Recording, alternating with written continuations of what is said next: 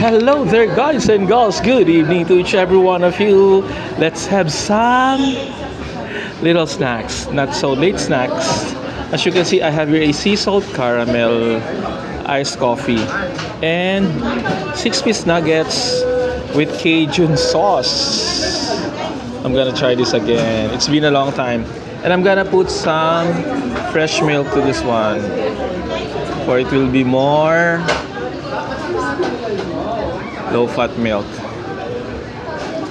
more tastier, more tasty and more delicious. Okay, so be the first one to sip.